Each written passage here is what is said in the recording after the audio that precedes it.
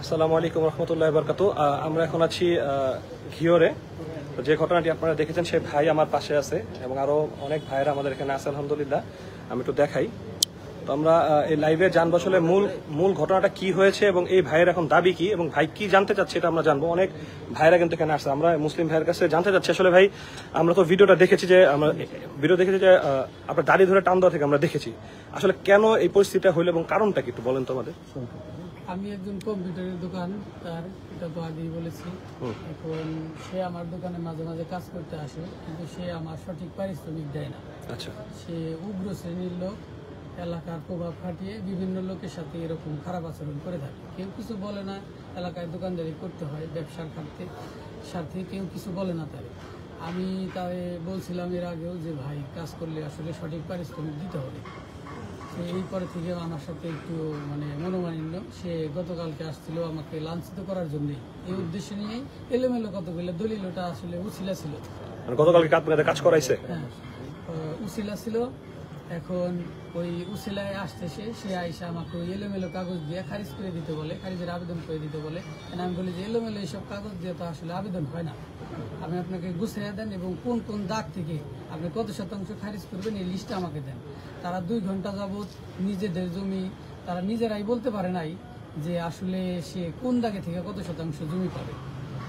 সে যদি যার জমি সেই যদি না বলতে পারে, আমি কিভাবে তারা আবেদন করে দিব? আমি আবেদন করে দিতে ব্যর্থ হয়েছি।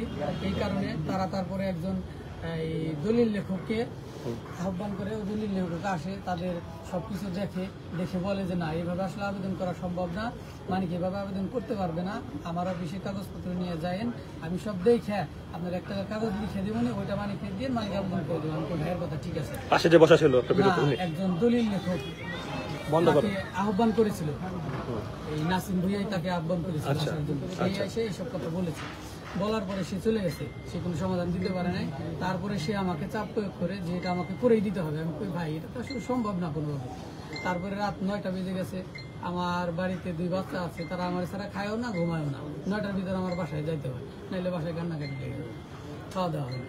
এখন আমি 9টা বেজে গেছে, আমি ভাই বাসায় চলে যাব, আমি এই এলোমেলো খারিজটা আসলে করতে পারবো না। আর করলেও কালকে সকাল আপনি ফ্রি টাইমে আসেন, আমার যত সময় লাগে আমি দেখি এটা করে দেবো। না তুই এখনই করে দিবি কিনা তো বল। আমি না ভাই আমি সম্ভব হচ্ছে না, করে দিবি। তখন সে আমাকে জোর করে এবং গালাগালি করে, আমাকে হুমকি দেয়। হুমকি দিয়ে সে দোকানে একটু বাহিরে চলে যায়। বাহিরে চলে যে তারা 3 জন লোক ছিল, 3 জনে আলাপ আলোচনা করে আবার ভিতরে ঢুকেই নাসিম আমার এখানে ধরে নাসিম আমার এখানে ধরে গালাগালি দেয় যে তোকে আমি মেরে ফেলবো, কেটে ফেলবো, মেরে ফেলবো, কেটে ফেলবো, তোর দোকানে। লাস্টে যে একটা ব্যক্তি চশমা পরা, ওটা আপনাকে কি শাসাইলো? এটা লাস্টে যে একটা চশমা পরা ব্যক্তি আমাকে বলে যে এলাকায় দোকান করলে আমাদের নাম কি ওনার নাম হলো ফরিদ, উনি গ্যাসের ব্যবসা করে। উনিও আমাকে শাসাইছে।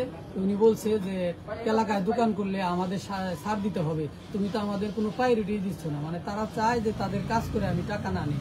বিভিন্ন সময় এরকম ভাব দেখাইছে বা এরকম আচরণ করছে, এরকম চাপ প্রয়োগ করছে। এখন আপনি যে একটা ঘটনাটা ঘটলো, এখন আপনার দাবি কি যে পুরো বাংলাদেশ আপনার এই ঘটনায় সে দাড়িতে হাত দিয়েছে, পুরো বাংলাদেশ আপনার পিছনে, কিন্তু পুরো বাংলাদেশ। আমরা ঢাকা থেকে আসছে, অনেক ভাই এখানে আসছে, অনেক ভাই আমি তো দেখাই, অনেক ভাই, পুরো বাংলাদেশ থেকে মানুষ আসছে। তো এখন আপনার দাবি কি, আপনি কি চাচ্ছেন বলেন? আমার দাবি এটা এখন আমার ব্যক্তিগত সমস্যা না, এটা জাতীয় সমস্যা, আইনগতভাবে ধর্মীয় সমস্যা, আইনগতভাবে ইসলামী শরিয়াত মতে তার যা বিচার হয় আমি সেই বিচার প্রার্থনা করছি। ওলামায়ে কেরামগণ তিনি আমার কাছে আসছেন, আমার দাদের কাছে আমার দাবি, আমি তার বিচার প্রার্থনা করছি আইনগত এবং শরিয়াত সম্মত। মানিকগঞ্জের মধ্যে যে কাহিনীটা ঘটছে বিশ্বের ভিতরে, যে আসলে মূল বিষয়টা হচ্ছে যে তাকে অন্য জায়গায় মারত, আমরা এতটাও আমরা কেউ আসতাম না, আমরা এরকম উজ্জীবিত হতাম। যেহেতু নবীর সুন্নত দাড়ি, সে যতই ভালো মানুষ হোক, একজন ভালো মানুষ তো কখনো দাড়ির মধ্যে আক্রমণ করতে পারে। সেই জন্য আমরা আমাদের ইমানের জায়গা থেকে এই দাবিটা আমরা পেশ করব যে দৃষ্টান্তমূলক আমরা শাস্তি চাই। উলামায়ে কিরাম আছে, উলামায়ে কিরাম গুরুত্বপূর্ণ একটা বিষয় হচ্ছে বিষয়টা যখন নাকি আমরা সবাই দেখলাম, ওনার যদি এমন হয়তো কোনো বিষয়কে কেন্দ্র করে অন্য কোনো বিষয় হইতো তাহলে সেটা ওনার ব্যক্তিগত বিষয় থাকতো। যেহেতু বিষয়টা রাসূল সাল্লাল্লাহু আলাইহি ওয়াসাল্লামের সুন্নাহর উপর, তো এই বিষয়টা এদেশের ওনার একক না, বা মানিকগঞ্জবাসীর একাও না, বা স্থানীয় মানুষেরও না, এটা এদেশের 18 কোটি মানুষের, একই সাথে সারা পৃথিবীর 200 কোটি মুসলমানের বিষয়টা। আমরা চাই যে বাকি জাতীয় দাড়িতে হেনস্থা করার ঘটনা কোনো বিচার আমরা দেখতে পাই না। এই দাড়িতে আঘাত করা হবে, টানা হবে, হেঁচড়ানো হবে, অপমান করা হবে। আমরা বাংলার ইতিহাসে আর কোনোদিন এই জাতীয় ঘটনা ঘটক আর আমরা হতে দিব না ইনশাআল্লাহ। এই ঘটনার আজকের মধ্যে দ্রুত নিষ্পত্তি করতে হবে, সমাধান করতে হবে, দৃষ্টান্তমূলক শাস্তি দিতে হবে। প্রয়োজনে যে নাসিম ভুঁইয়া রাসূল সাল্লাল্লাহু আলাইহি ওয়াসাল্লামের সুন্নাহ দাড়িতে ধরে টেনেছে, হেঁচড়েছে, আক্রমণ করেছে, এই নাসিম ভুঁইয়াকে প্রয়োজনে ফাঁসির কাস্টে ঝুলানো হবে। এই বাংলার জমিনে আজকের পর থেকে আর কোন নাসিম ভুঁইয়ারা, আর কোন নাস্তিকেরা, আর কোন ইসলাম বিদ্বেষীরা এই দাড়িতে আঘাত করবে, আমরা আজকে এর সুরাহা করতে চাই। আর কোনদিন এই জাতীয় ঘটনা ঘটতে দেব না। একই সাথে বাংলাদেশের জনগণ, সরকার, প্রশাসন সকলকে বলবো, এই বিষয়টাকে কেন্দ্র করে সারা বাংলাদেশের 18 কোটি মানুষ এর সমাধান করতে হবে। আমরা নতুন করে এই ঘটনা আর ঘটক এটা আমরা চাই না। সেজন্য আমরা বলেছি আজকে সারা বাংলাদেশে রাত 8টা বাজে প্রত্যেক জেলায় জেলায় বিক্ষোভ সমাবেশ হবে। আরেকটা কথা বলতে চাই, এখানে কোন ব্যক্তি, কোন প্রভাবশালী মহল যদি মনে করে মানিক ভাই একা, তাকে ধরে হাতে পায়ে বুঝিয়ে অথবা ঘরের ভিতরে নিয়ে দরজা বন্ধ করে তার পিঠে হাত বুলিয়ে বিষয়টাকে কোন রকম ন্যূনতম দামাচাপা দেওয়ার চেষ্টা করে, আমরা তাদের উদ্দেশ্যে বলতে চাই, তোমরা যারা এই দালালি করতে আসবা, তোমাদেরকে সারা বাংলাদেশের মানুষ বয়কট করবে।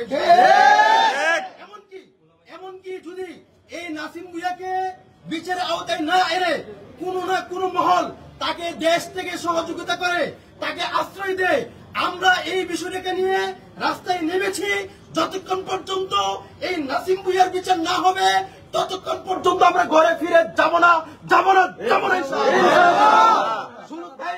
শুধু তাই না, নাসিম ভুঁইয়াকে যদি কেউ পালাইতে সাহায্য করে, দেশ থেকে সাহায্য করে, তার বিরুদ্ধে আমরা আইনানুগ ব্যবস্থা নেব ইনশাআল্লাহ। আরেকটা কথা, আমি আমার কিছু লোকজনের মুখে শুনেছি যে এখন যাই বিচার হোক, এখন তার যাই বিচার হোক, পরবর্তীতে যখন বিচারটা শেষ হবে, সবকিছু ঠান্ডা হবে, পরবর্তীতে এটার অ্যাকশন আমার উপরে আসবে। অসম্ভব। আমি এখানে দোকান করতে পারবো না। এর বিষয়ে আমি বলতে চাই, আমি যদি দোকান করতে চাই এখানে, তাহলে আমি যেন এখন মীমাংসা করি, এরকম কিছু কথাও আমার কানে আসছে। আমি বলতে চাই, যারা হুমকি দিচ্ছেন আশেপাশে যারা আছেন, ভাই আমরা ঢাকা থেকে এখানে আসছি, আমরা ভাইসা আসি নাই ভাই, আমাদের মুসলিম ভাই, এটা আমার ভাই। কিভাবে বললাম? রাসূল বলেছে আমার ভাই। হাত দেওয়া মানে সে আমার গায়ে হাত দেওয়া হবে, আমার আলামিনের গায়ে হাত দেওয়া হবে, এই ভাইয়ের গায়ে হাত দেওয়া হবে, এই ভাইয়ের গায়ে হাত দেওয়া হবে, এই ভাইয়ের গায়ে হাত দেওয়া হবে, মুসলিম জাতির গায়ে হাত দেওয়া হবে, তার গায়ে হাত দেওয়া মানে যে থ্রেট দিচ্ছেন, এক ফ্যাসিস্ট পালাইছে, আপনারা পালাই বাধ্য হবেন ইনশাআল্লাহ। ওই সুযোগই নাই ভাইকে থ্রেট দিয়ে আপনার চাপিয়ে দিবেন। আপনি হাত দিচ্ছেন রাসূলের সুন্নায়, আর কোথাও না। আমার গাড়িতে হাত দিচ্ছেন আপনি, এই ভাইটাতে হাত দিচ্ছেন আপনি, সবার গায়ে হাত দিচ্ছেন আপনি। এই জন্য আমরা এখানে আসছি। তো ভাইকে যারা থ্রেট দিচ্ছেন তাদেরকে স্পষ্ট করে বলতে চাই, ভাই ব্যবসা না করে আমরা এত মানুষ কি করি? আমরা যদি 1000 কোটি টাকা দেবেন সংসার চলে যাবে। প্রয়োজনে যারা শামীম ভাইকে হুমকি দিচ্ছে তাদেরকে আমরা আইনের আওতায় আনবো। আপনি আনেন, প্রকাশ করতে হবে। বিষয় হলো এই দালালদেরকে আমরা চিনতে চাই, ঠিক আছে? দালালদেরকে আমরা চিনতে চাই। এক শামীম ভাইয়ের দাড়িতে হাত দেয় নাই, সে 200 কোটি দাড়িওয়ালাদেরকে অপমান করেছে। এই মানিক ভাইয়ের দাড়িতে হাত দেয় নাই, বরং সারা পৃথিবীর 200 কোটি মানুষের অন্তরে আঘাত করেছে। এই মানিক ভাইয়ের সাথে আমরা সারা পৃথিবীর 200 কোটি মানুষ আছি। 2 জন, 5 জন, 7 জন যদি তাকে হুমকি দেয়, কারা হুমকি দেয় তাদেরকে আমরা চিহ্নিত করে মুশফিক ভাই আসেন, কথা বলেন। সবাই আমরা আসছি আলহামদুলিল্লাহ ভাই। আমরা শুধু মানিকগঞ্জের মানুষ না, আমরা সারা বাংলাদেশ এখানে। ভাই আমরা সারা বাংলাদেশ এখানে না? মানিক ভাইয়ের পক্ষে সারা বাংলাদেশের জনগণ আছে কিনা? মানিক ভাইয়ের পক্ষে দেশের 18 কোটি তাওহীদি জনতা আছে কিনা? মানিক ভাইয়ের পক্ষে 200 কোটি মুসলমান আছে কিনা? মানিক ভাইয়ের পক্ষে 1400 বছর আগে থেকে নিয়ে কিয়ামত পর্যন্ত সকল মুসলমান আছে কিনা?